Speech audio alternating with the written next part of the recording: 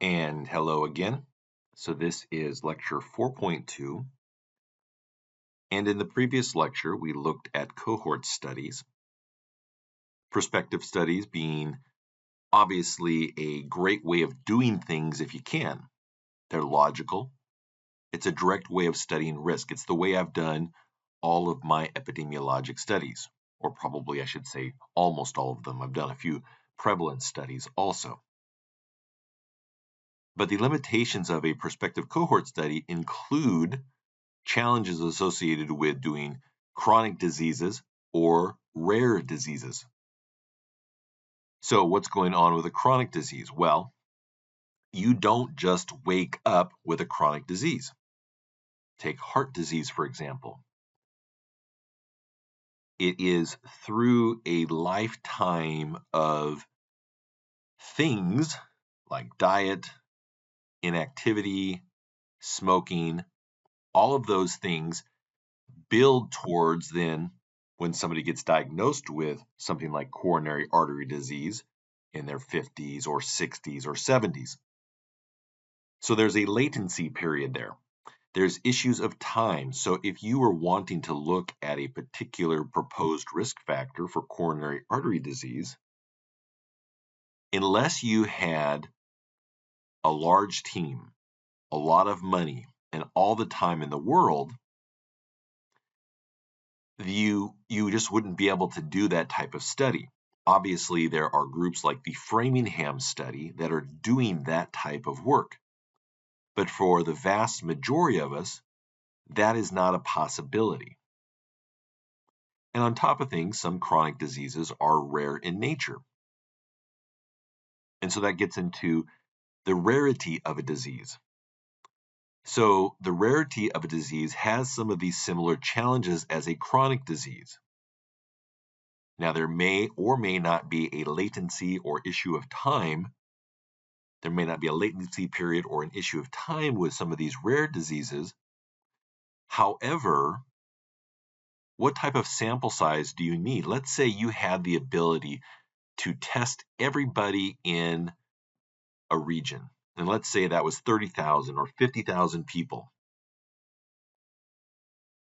Now, how do you then track those 30 or 50,000 people? Let's say you can track them. You've got a way that you're able to do that. But what is the known incidence of that disease? If the incidence of that disease is like 1 in 200,000 or 1 in 500,000, you get the point. You don't have the sample size. You might have done all that work and followed those people for a period of time and still not captured even one case. Now, a retrospective cohort study, again, is another great way to assess risk, and we looked at those in the previous lecture also. And I talked about those. If you've got access to large data sets, you might be able to do some amazing things. However, you are reliant on the data that was collected by others. Is that data complete? Does it address everything that you want to explore? And then, of course, on top of that, you may have an idea, something you want to explore, but are you able to access that data? Sometimes data is owned by a company, and they want to maintain that for their own commercial or competitive reasons. Here's where the case control study comes in, and this is a way to address some of the challenges associated with chronic diseases or rare diseases. And so what you're doing, again, like a retrospective cohort, you're going back in time to determine exposure for your cases and controls. Now, this is not a retrospective cohort study, but there is a retrospective component to it. So what occurs is you're identifying a group of people that have the disease and then matched controls, people without the disease, and you go back in time and you look for the proportions of exposures in each group. Now, a study like this does not provide incidence data. Our cohort studies can, but this type of study can't because we're selecting specific populations.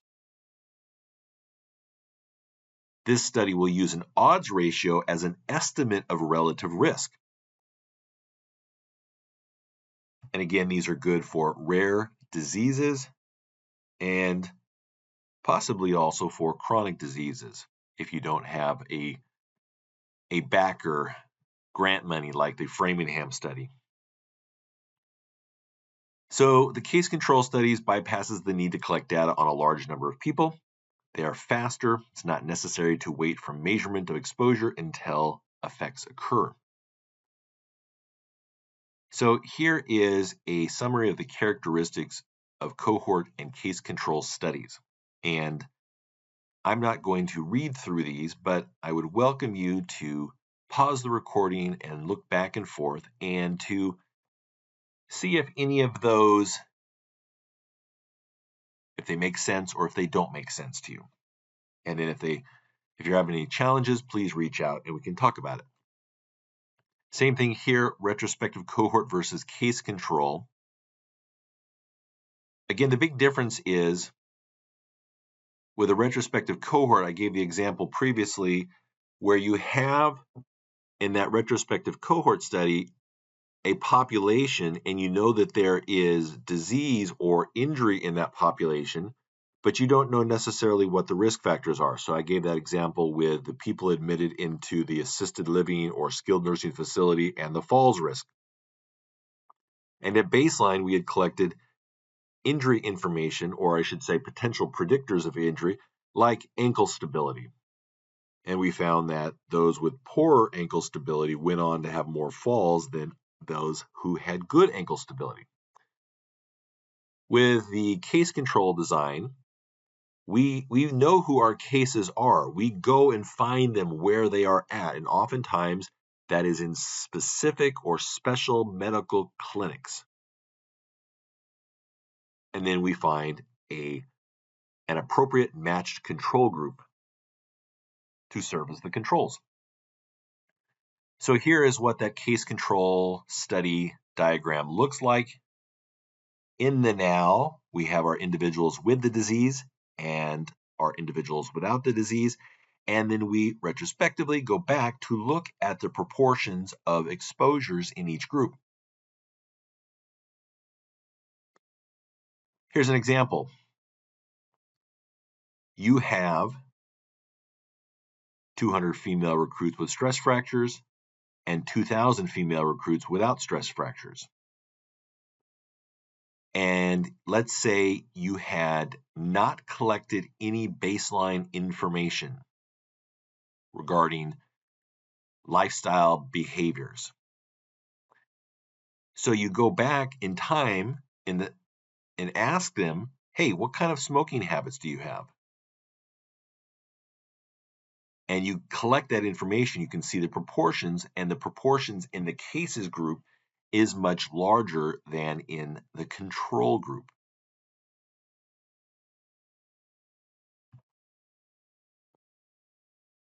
Here is an example from the research literature published in the American Journal of Sports Medicine. Is there a familial predisposition towards tearing your anterior cruciate ligament? And in this study, they had a population of those individuals who had torn their ACL, so they were in the surgical center, and then they found matched controls, people who were participating in sport. So you'd want to find people who are participating in sports that put them at increased risk for ACL injury. You would not want to have a population that was at a very low risk of ACL injury.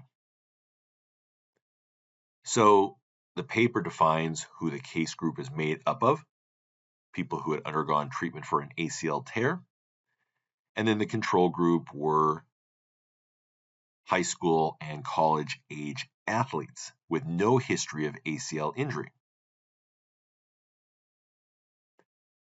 And then what you'll find in a table is, what you'll find in the paper are 2x2 tables. And we'll see very soon how to use OpenEpi to perform these statistics. But what's nice is you can take this information from here, plug it into OpenEpi, and practice getting your odds ratios. And so they're presenting here, you can see the cases in table 4. Those were the individuals looking at any first, second, or third degree relatives with ACL tear, comparing between the case group and the control group. And you can see then the particular frequencies there. And the same thing with table 5, the frequency of having a first degree relative with ACL tear within the case group and the control group. What they find? They found that those who had an ACL tear were 2 times more likely to have had a family member with a prior history of ACL tear. So, what does that tell us now? Is there a genetic component? Or is it something to do with how your anatomy is, I guess, the phenotypic expression of your anatomy, right?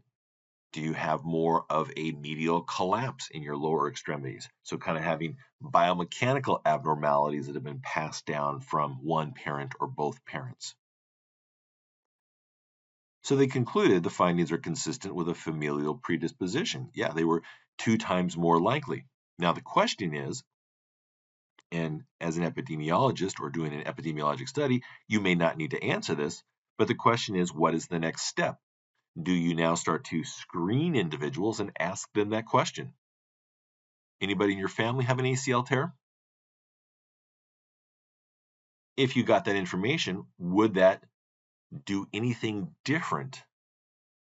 Would that influence how you treat them, perform strength training, injury prevention stuff? Hopefully, with epidemiologic studies, it will lead to then future studies trying to intervene to reduce risk. Okay, let's look at some components of case control studies. Case control studies should include all the new cases or a representative sample of all cases that arise in a defined population. So usually a convenience sample is created, and these are cases selected from hospitals or referral centers. And let's say you are interested in looking at a very rare form of cancer. Well, here in the Portland, Oregon area, our major teaching hospital is Oregon Health Sciences University. And so that's where you would find the specialists who would handle those cases.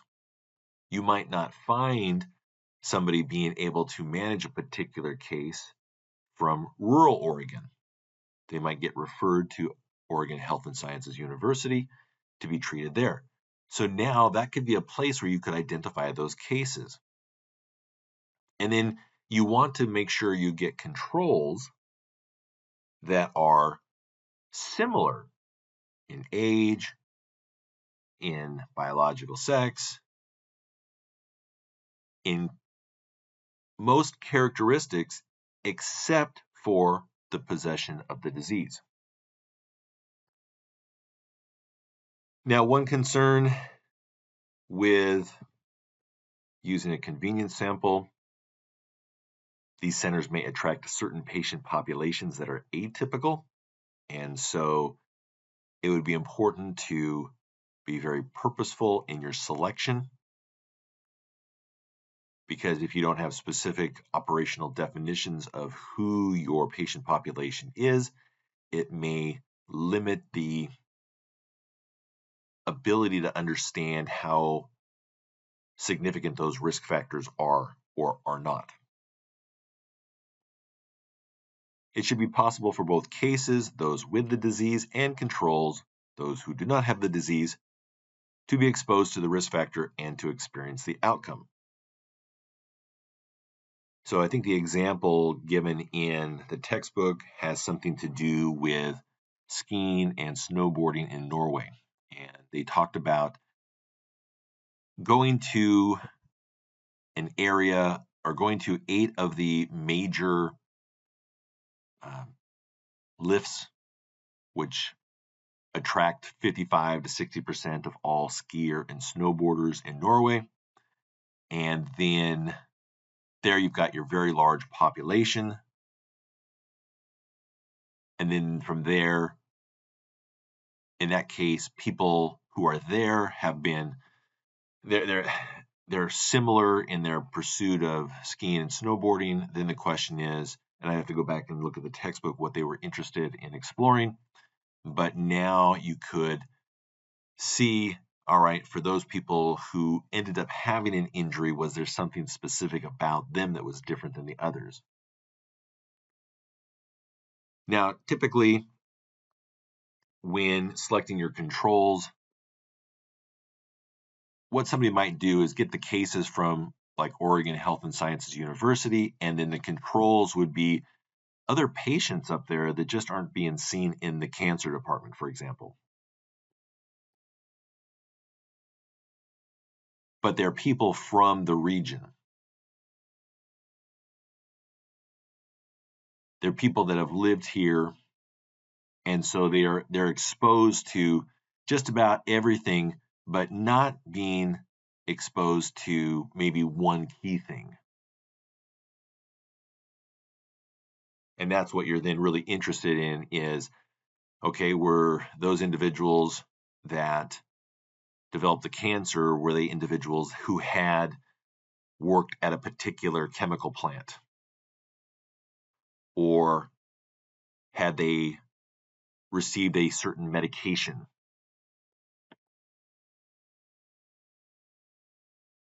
Validity of case control studies depends on avoiding misclassification when measuring exposure. Best approach is to depend on complete, accurate records that were collected before disease development. For example, pharmacological records, surgical records, things like that. However, many exposures can only be measured by asking cases and controls or their proxies about them. Examples of things that you would need to ask about with a case control type of study: what are an individual's exercise habits? What are their dietary habits? What is their use of over-the-counter and recreational drug use? However, these measures, while you need to ask them, they can be subject to bias because probably most people would say, I exercise a lot, I eat a healthy diet, and I don't use any drugs, because they don't want to be viewed in potentially what they would consider to be a negative light if they didn't exercise a lot, ate a poor diet, and partied. The odds ratio is the relative risk or the estimate of relative risk in a case control study. At the bottom there is the formula. So you could calculate it yourself. Here's the breakdown of the 2x2 table, exactly the same layout as the 2x2 table for the relative risk or risk ratio, but the math calculation is different, and that's shown down below there. And what's important to highlight is the odds ratio. Oftentimes, if you're dealing with a small number of people, overestimates the risk magnitude. Now, if we go back and look at prior lectures using the same excessive and moderate exerciser scenario, if I remember correctly, the relative risk of injury was, or the relative risk of sudden death was something like 6.7. Here it's 7.1. That's pretty close. But with a sample that's smaller, my volleyball study that had 82 people, the relative risk was 4.6, and odds ratio was over 11. So if I use the odds ratio, it would seem like it was really, really a big deal. Now, 4 times greater is a big deal, but 11 times greater just is that much more of a magnitude. And so you've got to be careful if you're doing a small sample size that magnitude can really be inflated. And the reason I bring that up is not that you should be using an odds ratio when doing a cohort study. I mean, there's examples where you would need to do that if you're doing multivariate regression. But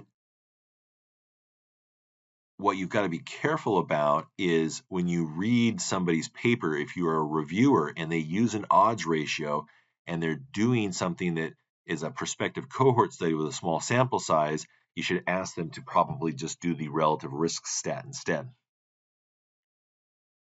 So same deal here. If the odds ratio is equal to 1, there's no association. If the odds ratio is greater than 1, it's positively related. That means the group that you thought was at risk, they were at a greater risk. And if the odds ratio is below 1, that means there's a protective effect. What you thought was, what you had hypothesized to be the risk factor was actually not the risk factor. Okay, so you've got a discussion topic for this week. You're going to identify again one common injury or disease that you evaluate or treat in your place of employment. And if you're not currently treating people, then talk about when you were in clinical practice, a common injury. You're going to report 1 to 2 known risk factors for the selected injury or disease. Again, sometimes those reported risk factors are things that have been passed down over time. They may not have been supported by a prospective, retrospective, or case control study. Sometimes people might do a prevalence study. Prevalence studies aren't good for determining causality, but they are a starting point. They would show a potential difference, but is it really a risk factor? So what you need to do is assess the literature for studies that have supported or refuted the risk factor, preferably using a prospective, retrospective, or case control design. Homework for week 4 is also on Canvas. And to complete the homework, you'll have needed to read the Rao et al. Articles. Now, not read them for comprehension, but reviewing them to find the answers. All right, that's everything.